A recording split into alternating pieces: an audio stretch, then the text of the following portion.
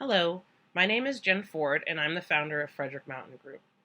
My company helps businesses grow.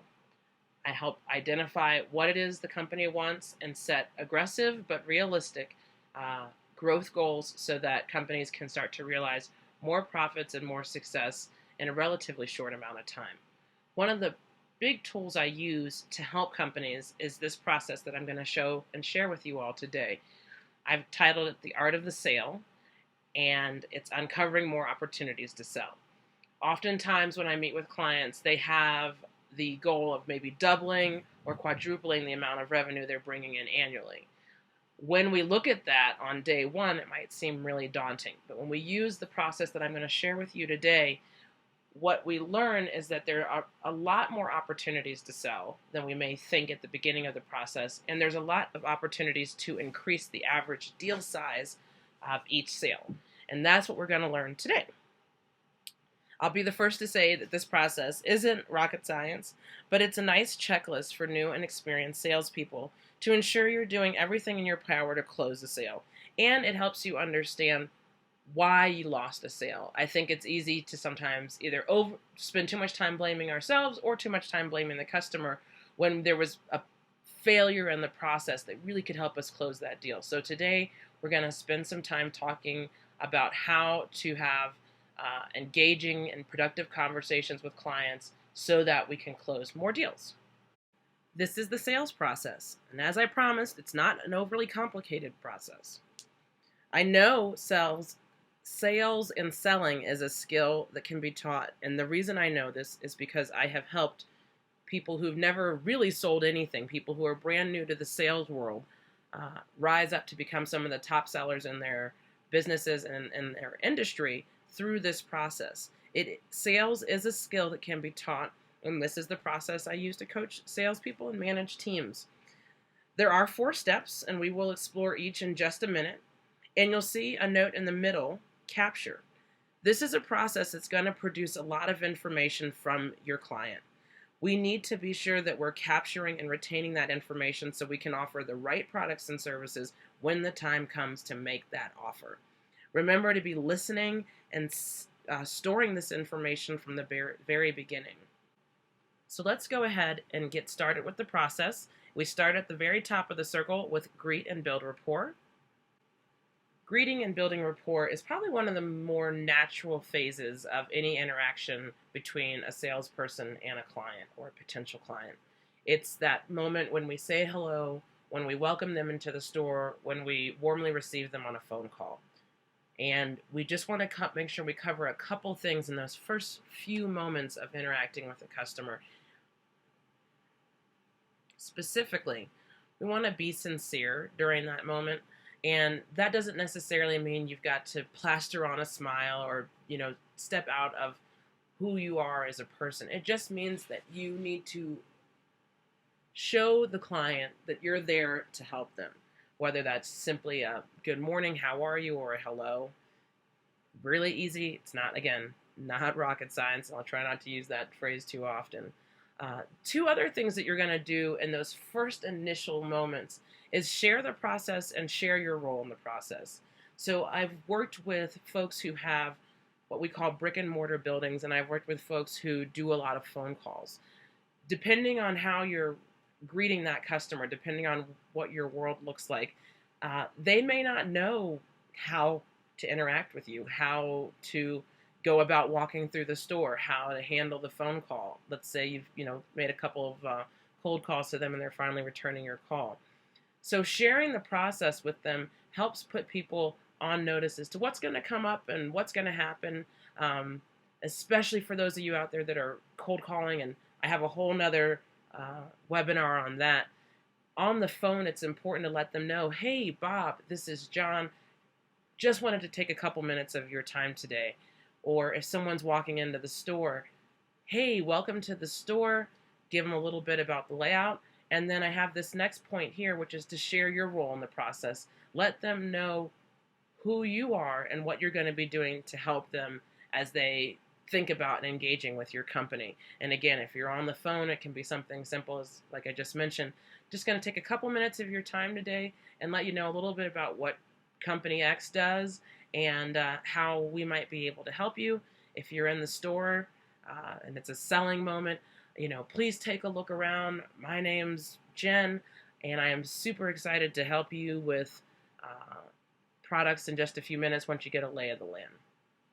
And it doesn't have to be that rigid, or it doesn't have to be the same thing each time. But I think it's important for people to remember that when a customer comes into your world, they may have some preconceived notions about how things work, but this is your first moment to set your business apart as a salesperson and show them that you care, that show them and start to share with them some of the things that you do differently that makes you better as a business.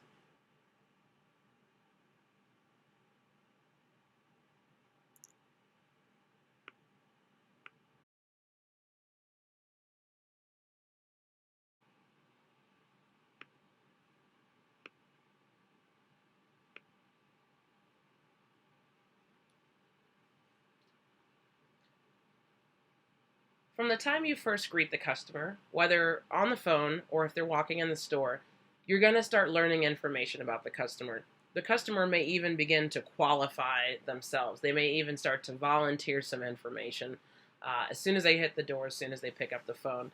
In the example I gave a minute ago, you're John from Company X. Bob's returning your call. You say, "Hey, I'm John from Company X. Just wanted to take a couple minutes of your time today."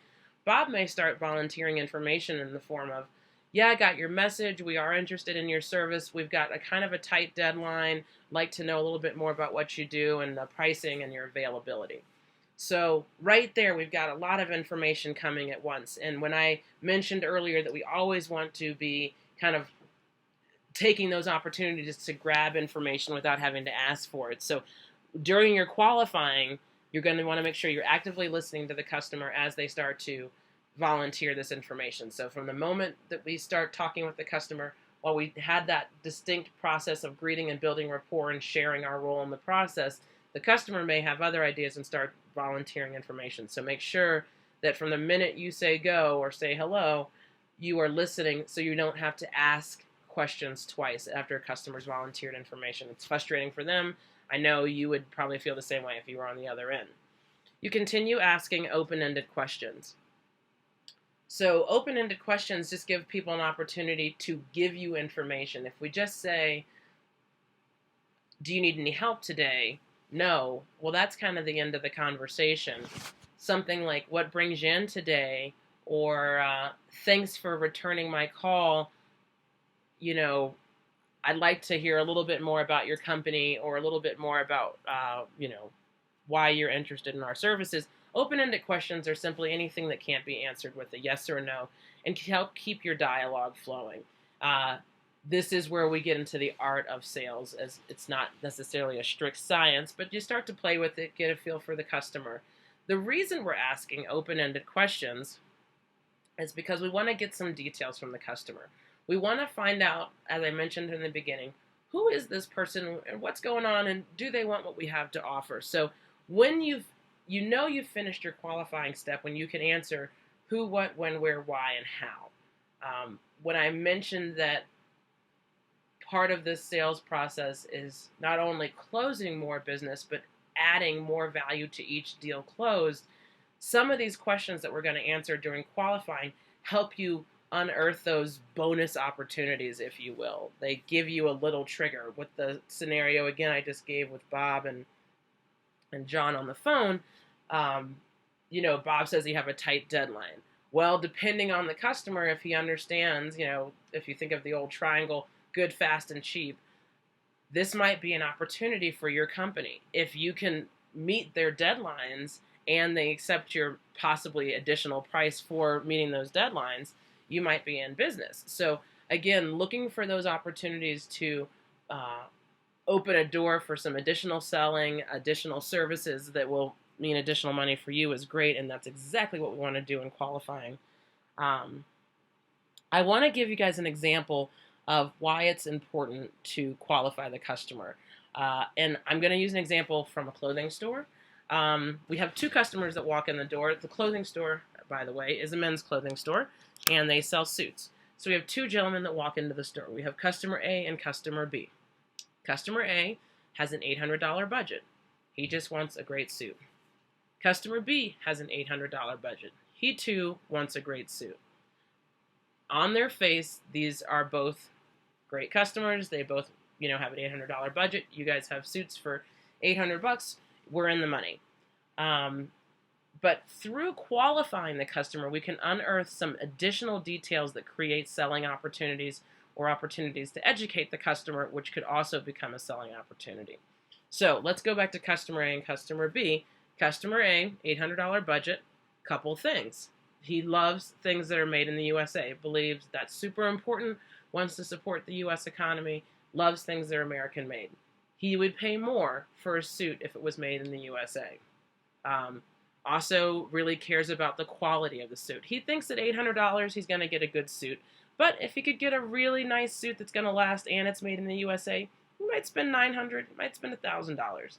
That's customer A. Customer B is done some research, and he feels pretty strongly that at $800 he's going to get a great suit. It's going to last, it's going to be made well. Whether it's made in the U.S., whether it's made abroad, not that concerned. He just wants a good suit, and he feels that at $800 he's going to get a good suit. Customer B may even seem at this point like a pretty firm customer. One other little detail about customer B, he's open to being educated about $800 suits. He's open to being educated. So they both have a number in mind, customer A and customer B. The reason they may budge from their budget is different, and qualifying is how we find that out. Now, I know some of you that are listening to this are probably experienced salespeople. You know about qualifying left and right. So when I list these details of who, what, when, where, why, how, just make sure that you're answering those questions for yourself. I have been on the sharp end of the stick as a sales rep, and I have also been a sales manager, and I can tell you that when I pay attention to the what's, when, where, whys, especially when it comes down to timeline and things, those are where I find some amazing opportunities to offer great customer service in the form of getting things done on time and at the quality level, but also offer great opportunities for my own company that I'm working for or coaching, and that we can possibly add some additional revenue in order to meet that time deadline or meet that quality deadline. So just really quickly, when I want to just touch on who, what, when, where, why, and how. Who needs the service? Who's making the decision? Who's paying for the service or product? Basically, who should you be directing your offer to? And anybody who's ever been in a large deal situation, whether you've got the VP of a division as well as the financial officers at the table, or whether you have a husband and wife and you're selling a couch, sometimes your customer interaction isn't one-on-one. It might be one-on-three. There might be a lot of players involved. So it's important to identify when you're looking at who you're talking to think about who's going to make the decision, who's got the money, all those different pieces. It may be that the husband's going to make the decision, but the wife has the money. So the husband's who needs to be influenced, but the wife has to be addressed because she's holds the purse strings. Similarly, if you're in a more B2B environment, you've got the VP of marketing who really loves the product and really wants to implement it, but you've got to appease the chief financial officer. You've got to get him to release the money to pay for the product. So knowing who the players are is really important, so we don't leave anybody out of the process. We don't offend anybody by not addressing their concerns or not addressing them during the sales process. And we know how to pull the levers, if you will, to make those deals happen. What? Pretty straightforward. What's the customer looking for? What do they like? What do they not like? That's usually one that most salespeople can hit pretty easily. I like this. I don't like that. But get it firm in your mind so that you know when you go to the next step. When has to deal a lot with timeline. So when do they need to receive the product or service? Is there a deadline? Are there progress deadlines before the actual deadline? So some clients want to see proof of concept, again, depending on what world you're in. And maybe the way your process works is to do proof of concept, and get the project done on time. That's a different beast than just getting it all done on time. You don't have to create time to get a nice proof of concept together and schedule a client meeting. So knowing when and knowing the specifics of that when are really important for when you're in the qualifying process. Where are services rendered? Where are we sending the product? Also really important, especially as we go into the holiday season. It matters. If you've got to go 2 hours outside your typical delivery area to give a product or service, or if we've got to ship it overnight to get it there on time, going back to the when, that affects the budget. Again, maybe it's $800 suit guy, but we have to ship it, so now we're talking $875. Again, just things you want to think about. Why? What kind of experience is the customer looking for? Why would they choose you? Why is a little bit more fuzzy, but it also is, again, a great moment to ask the question of the customer so that you can differentiate your business from everybody else out there. For most people, you're in a crowded market space, and there's a lot of options, and there's a lot of different tools people could use to get to their goal.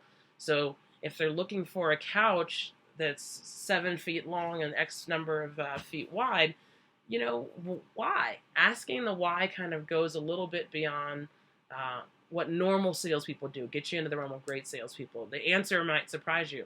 If we go back to customer A and customer B who are looking for a suit, why are you looking for this suit? It's my father's funeral. It's my daughter's wedding. It's a big meeting. Again, those are the kind of questions and the answers that open up really great opportunities when it comes time to do the offer, because then you can more tightly tie the product or service you have to what they need. The last question is how much, how produced, how do they want to receive their good or service? Some of these questions kind of overlap. Some of them may give you the same answer, but it is important, and depending on your industry, it's really important. An example that I'll give from my own work experience, I did landscaping sales for a company here in Wyoming, and the how was very important. So not only did they want 20 trees delivered on this date and they wanted grass around them, but the exact positioning of where the trees were going to go and what were we supposed to be doing with the trees, knowing how everything was supposed to be installed was as important as anything else on the list.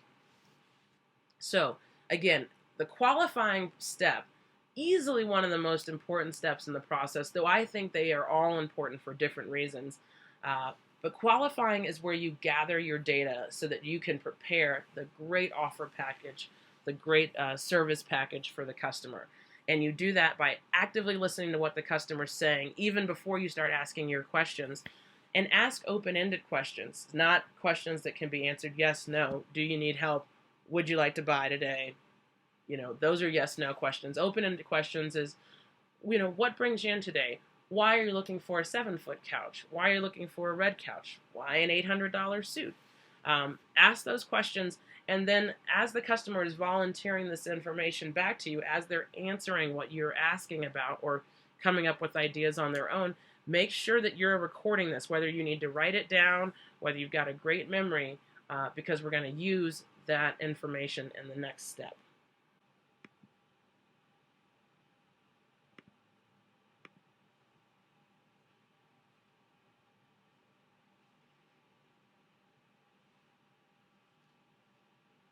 We're now at the step that I think most people struggle with and most people think of as sales.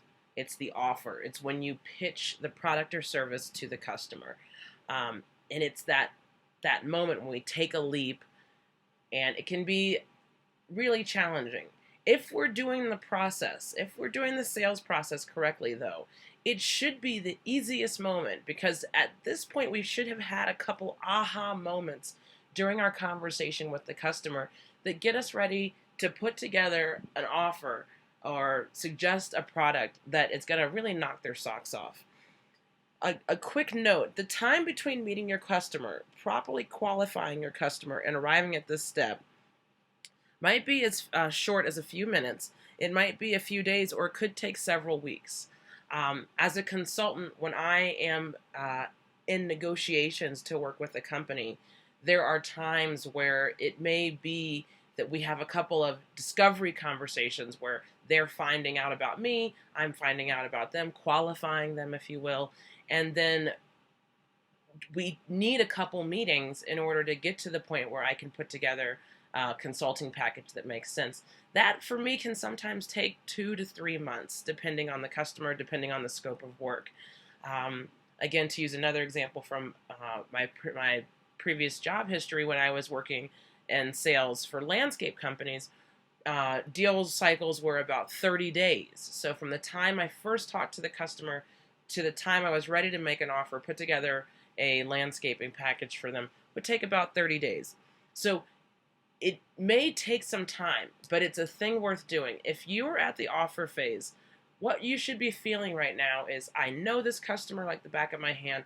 I know my product so well. This is what's going to make them happy. That's where we want to be when we get to the offer. We're not ready to offer until we know the who, what, when, where, why, and how. And we've had that time to think about the product or service that's going to work. This sales process that we're going through today works well, whether you have a 4 to 7 minute sales cycle or you've got, a year-long deal cycle. It works because we know when we're ready to make an offer. We know when we've qualified the customer. So what we're going to do in the offer phase is take all the great information we learned during the qualifying phase and put together an offer that has 3 components that make it great. The 3 components of a great offer are that it is the best service or product offering you have. It is the top of the line for what you need. The second piece of this is that it is the best service or product offering based on the customer's needs. So it's responsive to the customer's needs. And then the final piece is that it's good for your business. So let's break that down a little bit. So the first 2 pieces of this circle, the best offering, responsive to the customer's needs. What am I saying when I bring this up for you? So if we go back to the suit example, we've got customers who have an $800 budget. So an average salesperson is going to go, $800 budget? Okay, this is what you want. But a good sales rep, as we've talked about, is going to unearth some of that and unpack that. What does that $800 mean? Why the $800? Get to those questions. So when we get to the offer phase, this is where those extra questions come into play. Knowing, going back to our suit example, that customer A really cares about things that are made in the USA, and we have a suit in this example that's $1,000, that may be the suit that we offer him. He has an $800 budget. I understand that. We're not trying to break the budget. But what we want to do is offer the best product that is responsive to the customer need. So in this scenario, let's say all of our $800 suits are made in Italy or they're made in Spain, something like that. The customer mentioned that he would really like a suit that's made in the USA. So being responsive to the customer's needs, we're going to offer that $1,000 suit. That's just what we're going to do because that's something that's really important to that customer. That's what we learned from qualifying.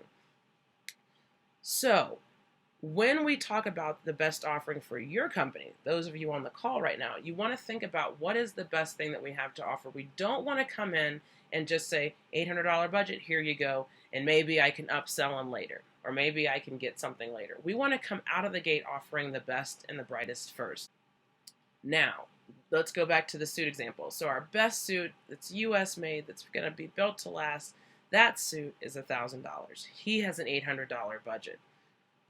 We put it together. We give the customer an offer.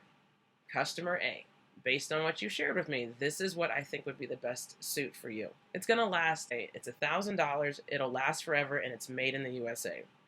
We're jazzed about it. That customer might be like, great, wonderful. That's what I want. Walk out the door, move on to the next thing. If the customer says, I like it, but I really want to stay around $800, then your next offering is going to be something that's more around the budget. Here's our Italian wool suit. It's $800, also going to last a long time. Then the customer suddenly has 2 things that they can hold on to now. They have the $1,000 suit that fits everything they want, and they have an $800 suit that's pretty good, matches their budget. This is that moment where we have the opportunity to accelerate. So with this customer A, we're probably going to close the deal, right? If we have done our job in qualifying, and if we put the offer together in a way that's appealing, and customer A goes yes to the $1,000 suit, what we've done right there is added $200 of value to that deal. And we've done that by qualifying the customer. And we've also offered it to the customer. We didn't just think about it and hope maybe that they might walk themselves over to that $1,000 sale rack. We've done that for them. If the customer says no and we go back to the $800 piece, no harm, no foul. We have explored and ensured that we have unearthed that opportunity. And that's what makes an offer good for your business. That's a real key here. What I'm asking you to do is think about, hey, our goal is $500,000 a year. What kind of products do we need to sell? What kind of service packages do we need to sell to get there? And if selling, 40 packages at a certain price point isn't going to get you there, then that's not the best offer. When you go into every offer situation, when you go into the deal making time, you've got to think about it from your business standpoint as well. This is why when I consult with clients, I do ask them to lay out their goals. And oftentimes we'll talk about the products or services that we need to move in order to reach those goals. So by offering the best thing to the customer first, this is where we have that opportunity to add to the deal. And not just close a deal, but close a deal on a good level. If that customer's not ready for plan A and they want to walk it back down, or we need to switch the budget, that's when you have the second offer ready to go. So you kind of put your offers together as like the best offer first, a real strong second offer. There are going to be times, I just want to note this, and we haven't really dove into this in great detail, but there are going to be times when there's offer A, offer B, and there's no offer C. There's no offer that's going to meet the customer need. So if we think about customer A and he says, you know what, I'm going to pay $800 for the $1,000 suit that's US made. This is where we have that moment where we can identify, is this our customer or not? And sometimes we find out in the qualifying process, which is ideally when we want to find this out. But when we get to the offer and we're getting that kind of hard pushback, we need to make sure that our offer really does meet that customer need. But if we walk through the offers and it's not going to fit what the customer wants, they don't like the price, they don't like the delivery time, they don't like what you're doing the way you're doing it, that may be a red flag that this isn't your customer. And this is not the time to try to make your product or service fit their need. Remember, what we're out there looking for is the customer that's going to say yes. We're going to get no's. We are going to get no's in the process, and that is okay because not everyone is our customer. What we're looking for is a way to close either more deals or add more value to existing deals, and that's what this does. So if you're feeling nervous about offering, oh man, a little bit above the budget or a little bit more robust of a product, first ask yourself, is this the best offering that's responsive to the customer's needs? If it is, then you'd be doing the customer a disservice by not offering it. You're not doing them any favors, and you're certainly not doing your business any favors. The whole world of what the customer shared with you during that who, what, when, where, why, and how process, this little triangle helps you put all that information together into a nice offer. You're not going to close 100% of business all the time, and that's okay. But if we can get you to a point where you're closing more deals, maybe one more deal a week, maybe one more deal a month, and we can add a little bit of value. Maybe each deal's a little, $500 more depending on your industry. Maybe it's $10,000 more depending on your industry. When we start to see that, that's when I have seen time and time again that acceleration moment, that doubling and tripling. It's through the process of having conversations with customers, get to the point where we can offer them something that may not have been there before if we just said, $800 budget, here's an $800 suit. Want to plant some shrubs? Here's some shrubs. Want to go above and beyond that by finding out what they need and then wrapping it up together in a great offer. If we've done our offer correctly, the close is a formality. The signing of the papers, the capturing of information, that's just a formality. But it's during this process here that we really start to shine and start to see the difference. So again, your best offering based on your product and service collection that's responsive to the customer's needs and that's good for your business. So that weeds out, discounting prices or cutting margin so that you can get the deal. We don't want that, because we don't want every customer.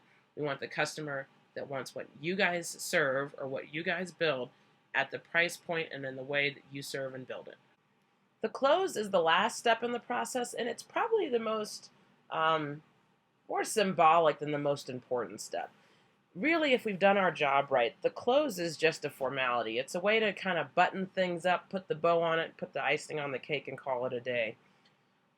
So we want to get a couple things done. We want to move from the offer process to the close. So we want to make sure we ask with confidence, we make a statement. Let's use the suit example again. Customer A, based on what you've shared with me, the suit over here is going to be your best bet because it's made in the USA. It's going to last. It's got one of the greatest durabilities on the market, and it's yours today for $1,000. Customer says, great. All right, Mr. Customer A, if you'll just walk over here with me, I'll get your information. We'll get you on your way. Ask with confidence. Make it a statement. If it's the kind of deal that closes quickly, like selling a suit, we want to ask with confidence, make it a statement, move to the final phase.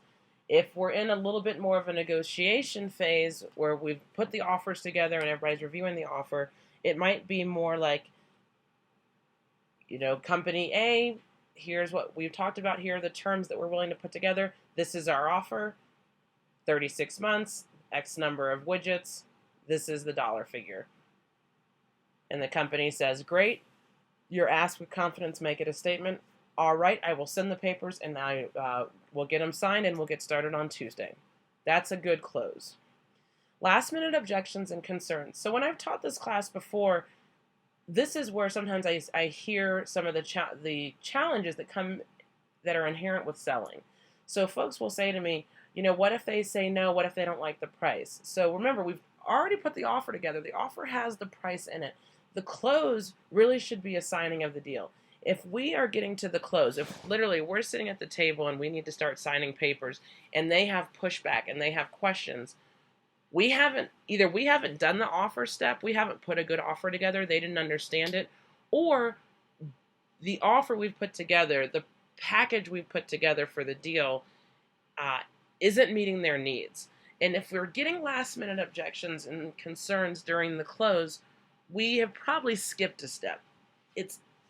If you're in your sales process and you get a lot of objections when it comes time to sign, we've done something wrong in the setup of this. Either they haven't understood what you've offered, they haven't processed it, it hasn't been put together in a way that works. But truly and honestly, that's why I have that question mark there. Last minute objections, concerns, there really shouldn't be any at this point. And if there are, if the deal is teetering, if the customer is wavering, go back, walk it back through the process. Do they trust you? Have you done your job greeting them and building rapport, building an opportunity to offer some products and services to them? Have you properly qualified them? Did you really have the budget? Was the budget really $800? Go back through that and, reaffirm the offer. This is what we can do for you. I'd love to close it today if you just sign here. Something like that. That's what we want to do. We really shouldn't be hearing any last minute objections, concerns. And then the last thing I tell folks is get it in writing. I work with a lot of small businesses, and sometimes, especially in rural areas where I live, like in Wyoming, we do things on a handshake and a deal.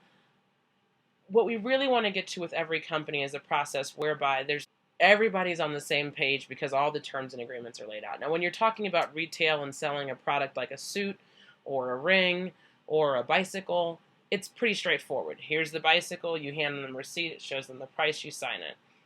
For some of the more service-oriented things, for some of the more business-to-business things, we need to make sure we've got the terms laid out. So if that project is supposed to be finished by December 15th, that's in the terms. If the price is $27,000, unless the customer adds something, that should be in the terms. So I always like to encourage people that part of your close is getting that signature, whether it's on the credit card receipt or the cash exchange, getting it in writing so that everything that you have agreed to with the customer, everything that you've developed, all that information you've gathered is in writing someplace where you can reference back to it if need be. So that's the close. And that is our sales process. The class we just went through is fairly quick. I do want to take a couple minutes to go through the overview, and I'm happy to answer any questions thereafter. But just a couple takeaways. As I said at the outset, sales is a teachable, repeatable process. And I think once we take the mystery and the, oh, I don't know how to do sales, or you have to be a natural born salesman, that's not true. What you need to do to be able to sell is you have to have a willingness to learn. You have to have a willingness to put yourself out there and approach people. And if you're willing to do those two things, this process will help you uncover and close more deals. We have the 4 steps, and then we have capture, like I said, where we're constantly learning from the customer. From the minute they call us, the minute they walk in the door, to the time we get to the close, we want to make sure we're capturing that information. In a couple of other webinars that I do, I have some information about customer relationship management software, so you can put that information together in a system that is searchable and shareable. But at the root of it all, what we're trying to do with the process is have a conversation. And we want to have a conversation with some goals. We want to be able to establish some trust with the customer. And I don't spend a ton of time talking about that because I think that's something that comes naturally to a lot of people. But what doesn't necessarily come naturally is the part of the process where we're trying to uncover useful information about the customer. That qualifying piece that we see on the right-hand side of the screen is such an important step. And the other 2 pieces, offering products and services or closing the deal, those are the things I think, again, a lot of people think of when we think about sales. But really, the true salesman takes the time to know the customer and know why the customer is standing in front of them, and then puts together an offer package based on their deep knowledge of the company's product and services. And that piece, that putting together of product and service with customer need, is really what this sales process is trying to highlight and trying to share with you all today.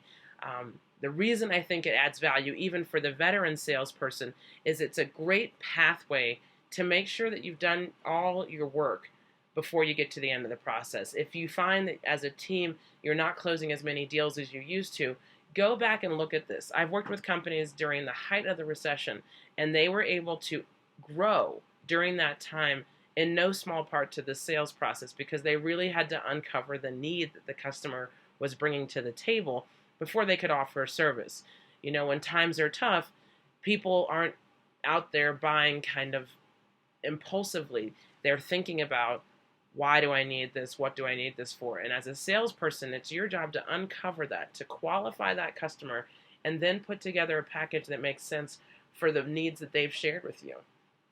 So at this point, I'd love to open it up to questions if you have any or thoughts, and I thank you so much.